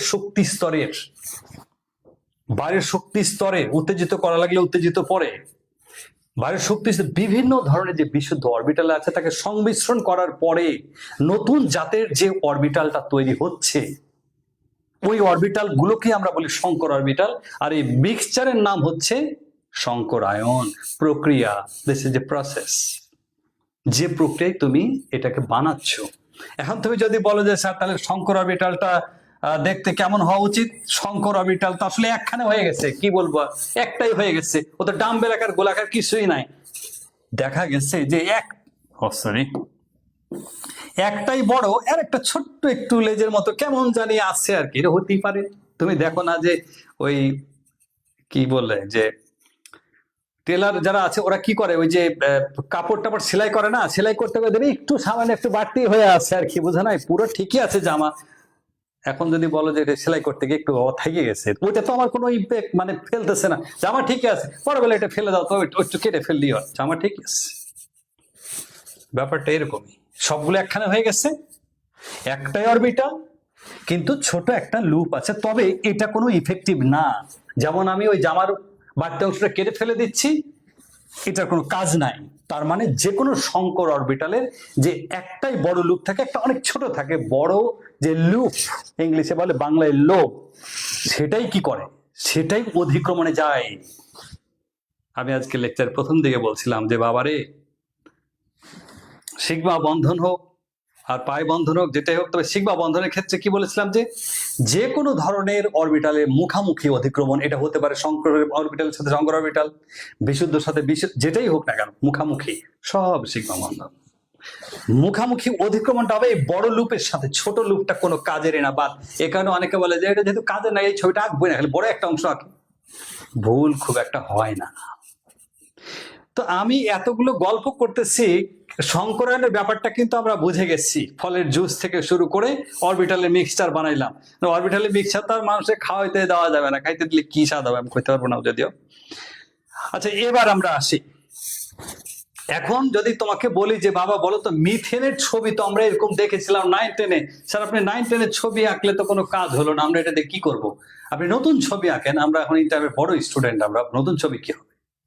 নতুন ছবি আঁকতে গেলে তোমাকে এইভাবে আঁকতে হবে। এখন কোয়েশ্চেন হলো যে বাবা যখন 4 মেয়েকে জুস বানাই দিয়েছিল, প্রত্যেকটা মেয়ে কি বলছিল? বলছে বাবা 4টা ফলের কিন্তু স্বাদ পাচ্ছি, কেমন কেমন জানি লাগে, মানে মুখে দিলে কেমন জানি স্বাদ লাগতেছে, একবার কেমন কমলা, একবার সবই তো বাবা, সবই আছে, 4টাই আছে। ব্যাপারটা এরকমই, যতগুলোর মধ্যে মিক্সচার হবে সংকর অরবিটাল ঠিক তত সংখ্যকই তৈরি হবে, সমান সংখ্যক তৈরি হবে। 4টার সাথে মিক্সচার করলে 4টাই সংকর অরবিটাল তৈরি হবে, 5টার সাথে মিক্সচার করলে 5টাই তৈরি হবে, 3টাকে মিক্সচার করলে 3টাই হবে, 2টাকে মিক্সচার করলে 2টাই হবে। হ্যাঁ, তুমি যদি বলো যে 2টা ফল মিক্সচার করলাম, 3টা ফলের স্বাদ পাইলাম, কথাটা হইলো না, এটা বাদ, এটা হবে না, কথা ভুল আছে। তাহলে আমরা বুঝে গেলাম। আমি যদি ছোট্ট করে এক লাইনে এবার একটু কথা বলি। এখন কথা হলো যে স্যার আপনি যে এই ছবি যে আঁকলেন, ছবির মধ্যে তো অনেক কাটা ছেঁড়া দেখা যায়, এটা একটু মুছে ঠিক করে দিচ্ছি, সমস্যা নেই। তো একটু সুন্দর করি এটা। হ্যাঁ, তো যে কথা বলছিলাম আর কি, হ্যাঁ, এখন তুই বলতেছো স্যার আপনি তো sp3 বুঝলাম, sp3 কেমনে হলো? খুবই সহজ কথা, একটা এস আছে, একটা এস, পি কয়টা আছে? 3টা পি, তাহলে এই পি মাথায় 3 দিবা, সাইডে না, মাথায় 3 মানে বোঝা যাবে পি 3টা, সংখ্যা বোঝাচ্ছে এখানে, সংখ্যা 4টা হবে, মানে এরকম জিনিস দেখতে এরকম হবে 4টা। এখন তুমি যদি বলো যে স্যার আপনি আর একটা বুদ্ধি আমাদেরকে শেখান, যে মিথেনের কথা যে আপনি বললেন, এই মিথেনের চেহারাটা বা কোন যৌগের চেহারা দেখে কি আমি বলতে পারবো এটা sp3 হবে কিনা? কারণ বড় বড় যখন মলিকুল আসবে, অ্যালকিন অ্যালকাইন, তখন আমি বের করবো কিভাবে? প্রথমে যদি জানতে পারতাম তাহলে একটু স্যার সুবিধা হইতো না? এমসিকিউ যদি বলে যে এই যৌগটার বলো তো কোন সংকরণ হবে, তাহলে এক লাইনে বলে দিলাম স্যার, ফটাং করে হতে পারে, কেমনে দেখো, যে আমি বলি। আর একটা ভালো বুদ্ধি কি, এখানে কয়টা সিগমা বন্ধন আছে একটু আগে বলছিলাম, সিঙ্গেল বন্ড মানেই সিগমা বন্ধন 4টা। কেন্দ্র পরমাণুর দিকে নজর দিয়ে তাকাবো ভালো করে, নজর মানে দরদের কথা বোঝাচ্ছে, আমি এখানে অন্য কিছু বুঝাইনি। কার্বনের দিকে তাকাও খুব ভালো করে, যত্ন সহকারে। কেন্দ্র মূলটার দিকে তাকাই দেখতে হবে যে ওর কয়টা মোট সিগমা বন্ধন আছে আর কয় জোড়া মুক্ত ইলেকট্রন আছে, এগুলাকে সব যোগ করলেই সংকরণ বাইরে হয়ে যাবে। বলে এটা ভার কেমন? এটা আরো সহজ হইলো, কারণ কি এই কার্বনের কয়টা সিগমা বন্ধন আছে? 4টা। মুক্ত ইলেকট্রন আছে কি নাই? নাই।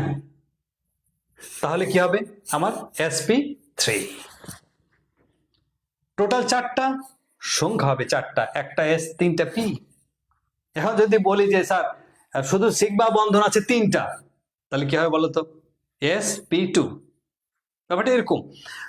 আর যদি এই যে কারণে লিখেছি যে আমরা কেন্দ্র পরমাণুর দিকে তাকাবো, সিগমা বন্ধন টোটাল কয়টা আছে, আর মুক্ত ইলেকট্রন যেমন আমি যদি বলি যে হ্যাঁ নাইট্রোজেন, মনে করো যে এটার কথাই বলি, এখন যদি আমি কোয়েশ্চেন করি যে স্যার নাইট্রোজেন ও তো বাইরের শক্তি স্তরে sp আছে আমরা জানি, স্যার বলেন তো এটা সংকরণ কি হবে? কি হবে?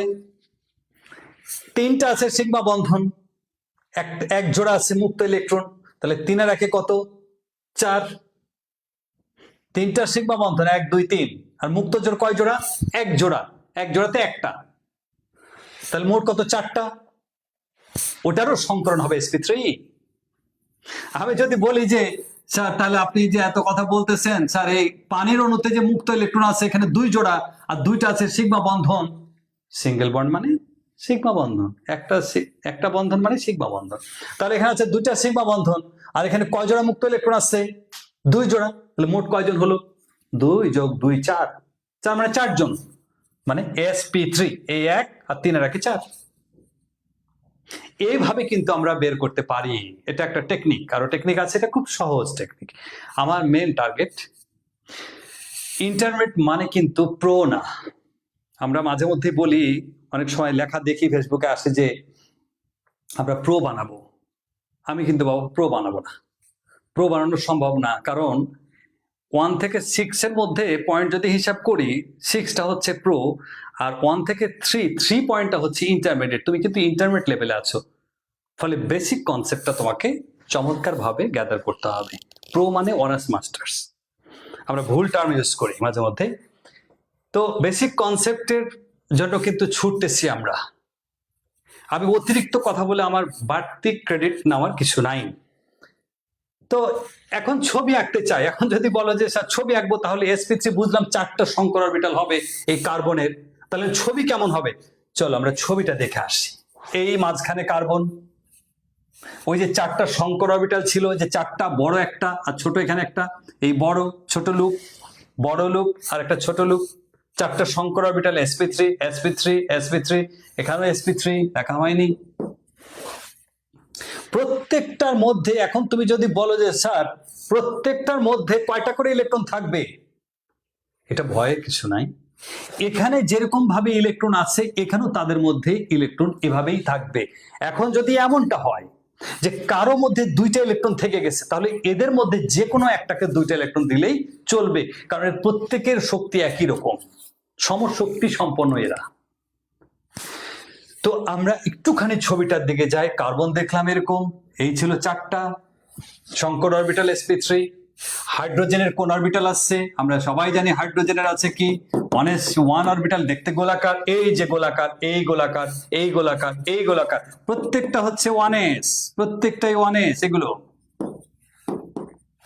প্রত্যেকটা হাইড্রোজেন মুখামুখি অধিক্রমণ করে তারা মিথেন মলিকুল তৈরি করেছে, এবং সবগুলো হচ্ছে এখানে, যেহেতু মুখামুখি অধিক্রমণ, বারবার আমি বলতেছি, এটা সিগমা বন্ধন তৈরি করেছে, এখানে 4টাই সিগমা বন্ধন।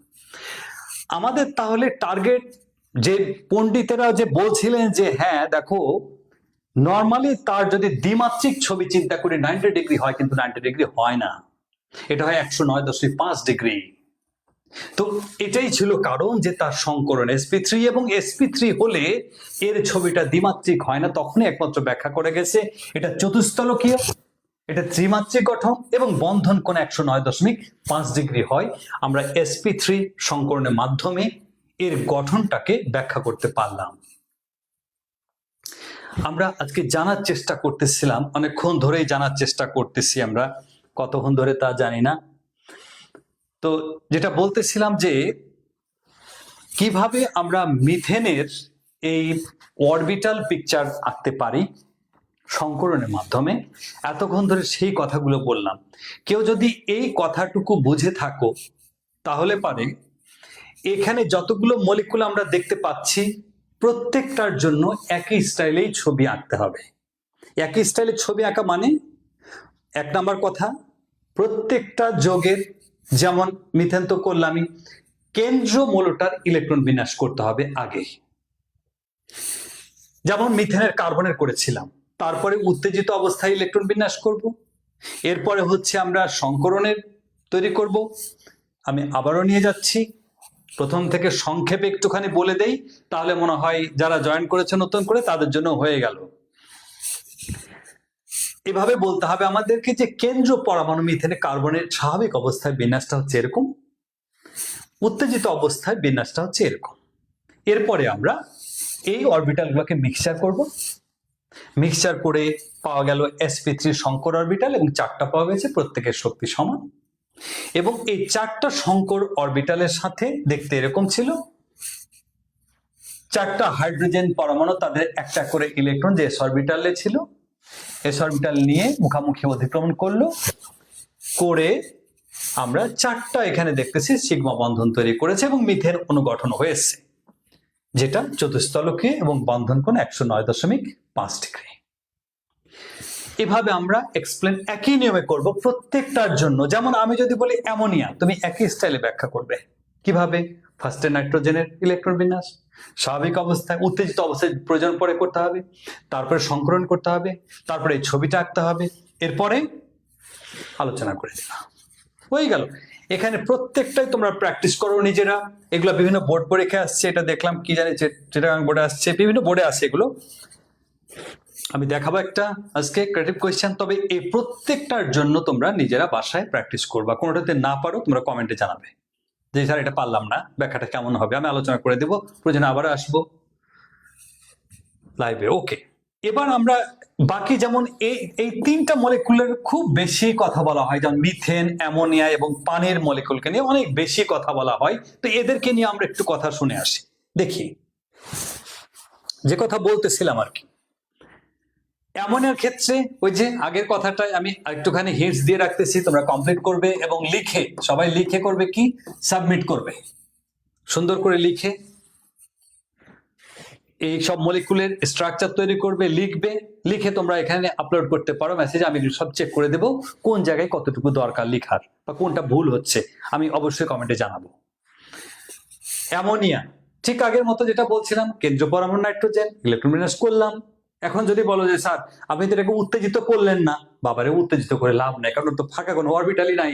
আমি বললাম না, ওরে উত্তেজিত করলে হবে কি, ইলেকট্রন আমার রুমের মধ্যে এসে পড়বে, কেন, জায়গা নাই, সেক্ষেত্রে উত্তেজিত করবে না, সেক্ষেত্রে ডাইরেক্ট মিক্সচার করে ফেলবে। মিক্সচার করলাম, একটা sp3টা sp3, এখন সবার কাছে তো একটা করে, একজনের কাছে দুইটা আছে, যে কোনো একটাতেই দুইটা ইলেকট্রন রাখলেই চলবে। এমন না যে স্যার এখানে আমি রেখেছি তো এখানে, নট লাইক দ্যাট, প্রত্যেকেই সমান, সমান অধিকার। কথা বুঝতে হবে ভালো করে। এবার ছবি আঁকার ব্যাপার, তাহলে তিনটা কথা মনে রাখবে, তিনটা কথা। কয়টা কথা? তিনটা কথা। নাম্বার 1, স্বাভাবিক অবস্থায় ইলেকট্রন বিন্যাস করবে, উত্তেজিত প্রয়োজন পড়লে উত্তেজিত অবস্থায়। কথা নাম্বার 2 হচ্ছে আমার কয়টা সংকর অরবিটাল কোন জাতের তৈরি হলো দেখে নিতে হবে। কথা নাম্বার 3, এই সংকর অরবিটাল যারা প্রত্যেকেই দেখতে হচ্ছে একটাই লুপ আছে বড় আর একটা ছোট।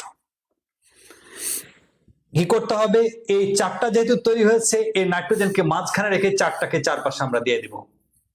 প্রত্যেকের মাঝে কয়টা করে ইলেকট্রন আছে, যে কোনো একটাতে দুটো রাখবে। আর কোয়েশ্চেন হলো আমার এখানে, যে নাইট্রোজেন যে আমার ছিল এরকম ছিল, এবারটা এরকম ছিল, দুইটা ইলেকট্রন মুক্ত অবস্থায় আছে, ওই দুইটা মুক্ত ইলেকট্রনই হচ্ছে এই দুইটা, আর বাকিগুলো হচ্ছে একটা একটা করে যে সিঙ্গেল ইলেকট্রন গুলো আছে, এরাই কিন্তু আমার অধিক্রমণে যাবে। এই যে একটা ইলেকট্রন এর ছিল, একটা ওর, একটা একটা করে দিয়েছে ওরা, এটার কই গেছে, এই এখানে একটা, আর বাকি দুইটা এই যে, এটা প্রত্যেকটাই কিন্তু sp3। তবে কথা হলো যে এটার আকৃতি কিন্তু চেঞ্জ হতে বাধ্য, কারণ এর মুক্ত ইলেকট্রন ঢুকে গেছে আর এক সাইডে, কাউকে ওভারল্যাপ করে বন্ড তৈরি করতে পারে নাই। কারণ হচ্ছে এটাই, ফলে আমরা আলোচনা করার সময় এই কথা বললাম, তারপরে এটা বললাম, এখানে সংকর অরবিটাল কি কি তৈরি করলো বলে ফেললাম, এরপরে ছবিটা আঁকলাম, তারপরে তুমি বলবা যে হ্যাঁ এটি হচ্ছে অ্যামোনিয়ার গঠন। তবে এই অ্যামোনিয়ার এই এক মাথায় যে দুটো ইলেকট্রন থাকার কারণে এটা এক পাশে পড়ে গেছে, তিনটা বন্ধন এদিকে এক পাশে, এটার আকৃতি হচ্ছে পিরামিড আকৃতির এটা ছবি হয়। তুমি তখন বলবা এটা পিরামিড আকৃতির হয়, তবে sp3 সংকরণ ঠিকই আছে, ছবি হলো এরকম। আমরা একটুখানি কথা বলতে চাই যে এর আকৃতি পিরামিড কেন হলো। sp3 হলে চতুস্তলক হওয়া উচিত ছিল, কিন্তু কেন হলো না সে কথা আমরা বলবো। আমরা যাচ্ছি একটুখানি পানির মলিকুলের ক্ষেত্রে। আমরা দেখতে পাচ্ছি কাহিনী এরকম, 8টা ইলেকট্রন দুই জায়গায় হচ্ছে, 2টা করে, তার মানে আনপেয়ার্ড ইলেকট্রন যাদের কাছে থাকে ওই অরবিটাল গুলোই কিন্তু অধিক্রমণে যাবে। এই দুটো করে ইলেকট্রন থেকে গেল, sp3 হয়েছে, সবাই ঠিক আছে, এই হলো অক্সিজেন। এই দুটো হচ্ছে সংকর অরবিটাল, একটা একটা করে ইলেকট্রন নিয়ে অধিক্রমণ করেছে হাইড্রোজেনের s অরবিটালের সাথে, বাকি দুইটা কোনো কাজ করতেছে না, বসে আছে। এবং এটার আকৃতি সংকরণ, সংকরণ হচ্ছে sp3, তবে আকৃতির মধ্যে চেঞ্জ আসবে তার। আমরা একটুখানি জেনে আসবো, লাস্ট কথা, একেবারেই লাস্টের দিকে চলে আসছি আমরা, আর হয়তো 5 থেকে 10 মিনিট নিব ম্যাক্সিমাম, দেখি কি অবস্থা। এই ছবিতে আমরা দেখতে পাচ্ছি ওভারঅল যা লেখাপড়া করলাম আমরা কনক্লুশনের দিকে চলে যাচ্ছি বলতে গেলে। তবে এখানে আমরা নতুন একটা নিয়মও শিখে আসতে পারবো, VSEPR theory or valence shell electron pair and repulsion থিওরিটাও জানতে পারবো এট এ টাইম। এখানে মিথেনে দেখতেছি sp3 সংকরণ, এটাও sp3, এটাও sp3, বাট এটার আকৃতি চতুস্তলকীয়, এটা পিরামিড আকৃতির, এটা কৌণিক বা ভি আকৃতির। Question Y? ছোট্ট করে আমি যদি বলি এরকম একটা কথা যে নাইকাস্ত খৈভাস, এরকম একটা আমি রিলস দিয়েছিলাম আর কি, তোমরা হয়তো দেখেছ। নাইকাস্ত খৈভাস যখন মুক্ত ইলেকট্রন গুলো নিজেরা এইভাবে বসে থাকে, কোনো কাজ থাকে না, তখন কি করে, নিজেরা নিজেরা ঠেলাঠেলি করে, দুষ্টু স্টুডেন্টের মতো আর কি, ক্লাসে নিজেরা নিজেরা বিকর্ষণ করা শুরু করে। এবং এই বিকর্ষণটা সবচেয়ে বেশি, কারণ ওরা মুক্ত আছে, নাইকাস্ত খৈভাস। এই বিকর্ষণের প্রভাবটাকে এই বন্ধনের উপরে পড়ে। মনে রাখবা, মুক্ত ইলেকট্রন থাকলে এদেরকে মুক্ত জোড় ইলেকট্রন বলে, বন্ধনে যে জোড় ইলেকট্রন তাকে বলা হয় বন্ধন জোড় ইলেকট্রন বা বন্ড পেয়ার ইলেকট্রন, বিপি। আর মুক্ত ইলেকট্রনকে বলা হয় লোন পেয়ার বা এলপি। তবে যদি এমনটা হয় মুখ জোড়া এক জোড়া থাকে আর বাকি সবই হচ্ছে বন্ধন জোড়, তখন ওই একলা একলা নিজেদের মধ্যে নিজেদের মুক্ত জোড়ের মধ্যে ঠেলাঠেলি হয় না, তখন বন্ধন জোড়ের মধ্যে গিয়ে দুষ্টামি করে। তখন দেখা যায় যে এখানে এতটাই চাপ প্রয়োগ করে এই বন্ধন জোড়ের উপরে, বন্ধন কোণের মানে 109.5 ডিগ্রি হওয়ার কথা থাকলেও এটা কমে গিয়ে চেপে গিয়ে 104 ডিগ্রি হয়ে যায়। আকৃতি চতুস্তলক হওয়ার কথা থাকলেও আকৃতি চেপে গিয়ে হয়ে যায় কৌণিক বা ভি আকৃতির। ব্যাপারটা এই, এখানে ঠিক একই রকম বলতে গেলে, তবে এত বেশি বিকৃত হয় না, 107 ডিগ্রি হয় 109 জায়গায়, এবং আকৃতি হয়ে যায় পিরামিড আকৃতির। আর এটা যা ছিল রেগুলার। এটাকে আমরা একটা তত্ত্ব, ভ্যাসপার তত্ত্ব দিয়ে ব্যাখ্যা করতে পারি। সেটা হচ্ছে এরকম, আমি একটু আগে বলেছিলাম যে লোন পেয়ার ইলেকট্রনের রিপালশন হচ্ছে বেশি, কার চাইতে বেশি? লোন পেয়ার বন্ড পেয়ারের চাইতে। আর এই লোন পেয়ার বন্ড পেয়ারের ইলেকট্রনের বিকর্ষণ কার চাইতে বেশি? এই বন্ধন জোড়ের চাইতে। এটাই ভ্যাসপার থিওরি। ভ্যাসপার থিওরি নতুন কিছু না, এতক্ষণ যা বললাম সেটাই। এ কারণেই তাদের বন্ধন কোণ আর আকৃতিতে পরিবর্তন দেখা যায়। এটা নিয়ে সিকিউ কোয়েশ্চেন হয় প্রচুর পরিমাণে বিভিন্ন বোর্ডে মাঝে মধ্যেই দেয়। যেমন আমি যদি তোমাকে আমি দেখাই, এখনই দেখাতে পারবো, এই যে এই কোয়েশ্চেনটাও এরকমই। এই কোয়েশ্চেনটা দেখে কিন্তু বোঝা যাচ্ছে না কি জিনিস। তবে আমি দেখলাম চিটাগাং বোর্ডে 2023 যেটা আসছিল, ডাইরেক্ট ওরা এখানে বলেই দিয়েছে, সব জায়গায় হাইড্রোজেন দিয়ে দিয়েছে, না এখানে ক্লোরিন দিয়েছিল, ক্লোরিন, কার্বন টেট্রাক্লোরাইড, হাইড্রোজেন হলে মিথেন হবে, এগুলো সব বলে দিয়েছিল। তবে কোনো কোনো ক্ষেত্রে এরকম ভাবেও দেওয়া হয়। তখন বুঝে নিতে হবে আমাদেরকে যে এই মৌলটা কে। এই মৌলটা হচ্ছে এখানে হাইড্রোজেন, কারণ 1 নম্বর পর্যায়ে আসছে, এবং এটা হচ্ছে আমার 2 নম্বর পর্যায়ে আছে, এটা ছিল কার্বন, আর এটা হচ্ছে আমার নাইট্রোজেন, আর এটা হলো আমার অক্সিজেন। আর ডাইরেক্ট যদি বলেই দেয় তাহলে তার কিছু থাকলোই না, সবই হয়ে গেল। তখন তার মানে এই যৌগটা কে তাকে আগে খুঁজে বের করতে হবে। এক্সটা হচ্ছে এখানে কে, কার্বন, তাহলে কার্বন, এটাকে এখানে হাইড্রোজেন, তার মানে আসলে এই যৌগটা হচ্ছে আমার মিথেন। কিংবা এই যৌগটা কিন্তু ক্লোরিন দিয়েও হতে পারে, ঘটনা কিন্তু একই দাঁড়াবে, টেনশন করার কিছু নাই। ওয়াইটা কি ছিল আমার এখানে, নাইট্রোজেন, তার মানে এই যৌগটা কে ছিল, অ্যামোনিয়া, একটু আগেই সব আলোচনা করেছি আমি। এই যৌগটা কে ছিল, জেডটা হচ্ছে অক্সিজেন, এরা হলো হাইড্রোজেন, মানে হচ্ছে একটু আগে যাহা আলোচনা করেছি তোমাদের এখানে তাহাই আছে, অর্থাৎ এই হচ্ছে পানি, এই হচ্ছে অ্যামোনিয়া, আর এই হচ্ছে মিথেন, সরি এই হচ্ছে মিথেন, একটু আগে যাদের আলোচনাটা আমি করেছি। কোয়েশ্চেন করেছে 1 নং যৌগের জ্যামিতিক গঠন সংকরায়নের মাধ্যমে ব্যাখ্যা করো। মিথেন আলোচনা হয়ে গেছে, ডান। উদ্দীপকের 2 নং এবং 3 নং যৌগের বন্ধন কোণের ভিন্নতার কারণ কি? এই বন্ধন কোণের মান ছিল 107 ডিগ্রি, এটার মান ছিল আমার কত, 104 ডিগ্রি। ভিন্নতার কারণ কি? ওই যে বলবা, আমরা জানি ভ্যাসপার থিওরি অনুযায়ী মুক্ত জোড়ের মাঝে ইলেকট্রনের বিকর্ষণ সবচেয়ে বেশি।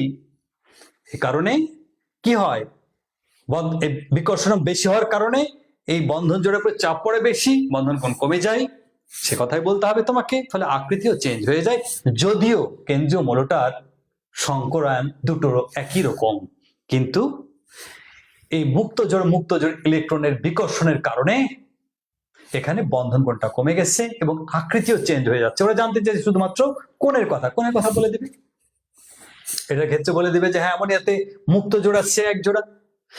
আলোচনার ক্ষেত্রে তুমি বেশি কিছু বলার দরকার নাই, তো তুমি বলবা দেখো না তোমরাই তো সবকিছুই বলেছো, তোমাকে যদি বলে যে এর বন্ধন কোণের মানের ভিন্নতা কেন হলো, তুমি বলবা যে দেখো আমরা জানি বা তোমরা জানো বা বলেছো মুক্ত জোড়ের ইলেকট্রনের মাঝে বিকর্ষণ বল বেশি, সবচেয়ে বেশি কার চাইতে, মুক্ত জোড়ের সাথে বন্ধন জোড়ের চাইতে। তাহলে এই কথাটা আমরা বলতে পারি মুক্ত জোড়ের সাথে মুক্ত জোড়ের ইলেকট্রনের বিকর্ষণ সবচেয়ে বেশি, বন্ধন কোণ কমে গেছে, যদি হওয়ার কথা ছিল 109 ডিগ্রি কমে গেছে। এটার কথা বলবো যে মুক্ত জোড় আছে, বন্ধন জোড় আছে। অর্থাৎ প্রথম লাইনে হিট করবা যে হ্যাঁ দেখো আমরা জানি ভ্যাসপার থিওরি অনুযায়ী বা ইলেকট্রন বিকর্ষণ তত্ত্ব অনুযায়ী মুক্ত ইলেকট্রন বিকর্ষণ গ্রেটার দেন মুক্ত জোড় বন্ধন জোড় গ্রেটার দেন বন্ধন জোড় ইলেকট্রন বিকর্ষণ, হয়ে গেল। এরপরে তুমি বলবা দেখুন, এখানে আমরা দেখুন দিয়ে শুরু করবা যে পানিতে এ আসছে কিন্তু অ্যামোনিয়াতে এ আসছে, অতএব হয়ে গেল। এ কারণে তার বন্ধন কোণের মানটা পরিবর্তন হতে বাধ্য, রেগুলার হয় না, চেঞ্জ হয়ে যায়। আমরা জানার চেষ্টা করলাম অনেক কিছু আজকে। থ্যাংক ইউ ভেরি মাচ সবাইকে। যারা ক্লাস আমার শুনলে আজকে এ পর্যন্ত থাকবে, তবে তোমাদের যা যেখানে প্রবলেম আছে, আমি আবারও বলতেছি, বারবার বলতেছি, যার যেখানে প্রবলেম আছে কমেন্ট আমাকে জানাও।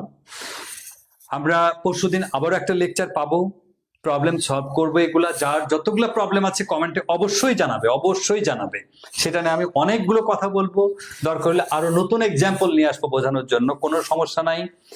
মোরওভার আগামী দিনের লেকচারটা থাকবে আমাদের sp2 এবং sp হাইব্রিডাইজেশনের উপরে, কারণ এগুলো না জানলে আমরা এই চ্যাপ্টারের প্রথম অংশে যে কমপ্লেক্স আয়ন কমপ্লেক্স কম্পাউন্ডের স্ট্রাকচার গুলো এবং হাইব্রিডেশন শিখতে পারবো না। শুধু তাই না, আরো অনেকগুলো মলিকুল আছে, আমি আবারও বলি আমি আলোচনা করবো প্রায় 20 থেকে 25টা মলিকুল এবং আয়নের হাইব্রিডেশন আলোচনা করব। সবাইকে অনেক ধন্যবাদ, যারা ক্লাস শুনছো বা যারা শুনছো না পরে দেখে নিও সবাই। এ পর্যন্তই রাখবো আর কি। সবাই ভালো থাকবে, আর অবশ্যই কমেন্টে জানাবে কি অবস্থায় আছো তোমরা। আমাকে নেক্সট লেকচার সবার সাথে দেখা হবে ইনশাআল্লাহ। আল্লাহ হাফেজ। এ পর্যন্ত আসসালামু আলাইকুম।